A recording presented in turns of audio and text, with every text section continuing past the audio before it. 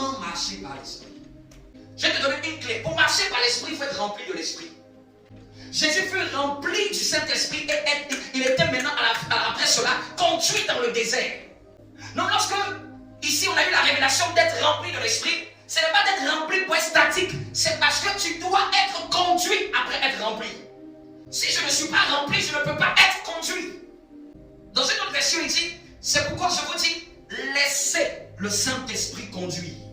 Pour ne pas marcher par la chair, il faut laisser que le Saint-Esprit le conduise. Donc il n'y a pas deux voies. C'est soit je serai conduit par la chair, ou c'est soit je serai conduit par le Saint-Esprit. Marcher par le Saint-Esprit humilie la chair. Marcher par le Saint-Esprit dénonce la chair. La chair est brisée quand nous laissons le Saint-Esprit. Donc c'est-à-dire que le Saint-Esprit dans ma vie là, il doit produire des choses. Ces produits vont se voir. Mais c'est si je le laisse conduire. Concernant les produits du Saint-Esprit, on appelle ça fruit. Et vous savez, sur un arbre, un fruit ne vient jamais en un jour. Le fruit est la manifestation que ce arbre a été bien planté et arrosé. Le fruit est le signe que ce arbre a reçu tout ce qu'il devait recevoir, est arrivé à maturité. La maturité spirituelle se voit par la manifestation des produits du Saint-Esprit. Parce que tu reconnais que si tu ne soupis pas après l'esprit, c'est la chair qui va se manifester. Dans tous les cas, c'est l'un ou l'autre.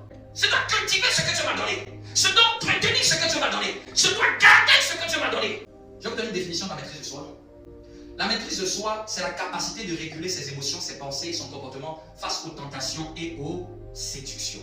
Donc dans la maîtrise de soi, il y a plusieurs paramètres à gérer. Numéro 1, c'est la maîtrise des pensées.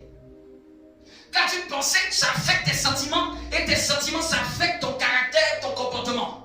J'aimerais ouvrir une brèche. La Bible dit que Dieu est fidèle. Et il ne permettra pas que vous soyez tentés au-delà de vos forces. Au moment de la tentation, il préparera le moyen d'en sortir pour que vous puissiez y résister. Donc j'aimerais dire à quelqu'un, il n'y a rien qui est trop difficile pour toi. Si tu es chrétien, ne dis pas non, c'est trop dur. C'est plus fort que moi.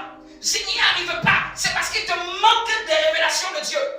La Bible dit que Dieu est fidèle. Pour nous, là, il ne permettra pas que vous soyez tentés au-delà de vos forces.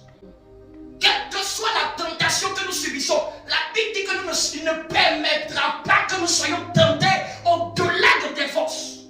Il ne permettra pas. Et il prépare, s'il le plaît, il va préparer même le moyen d'en sortir. C'est que Dieu a toujours même une solution face à ce que tu peux penser que ça là c'est trop, ça là c'est plus fort que moi. Dieu a préparé le moyen d'en sortir.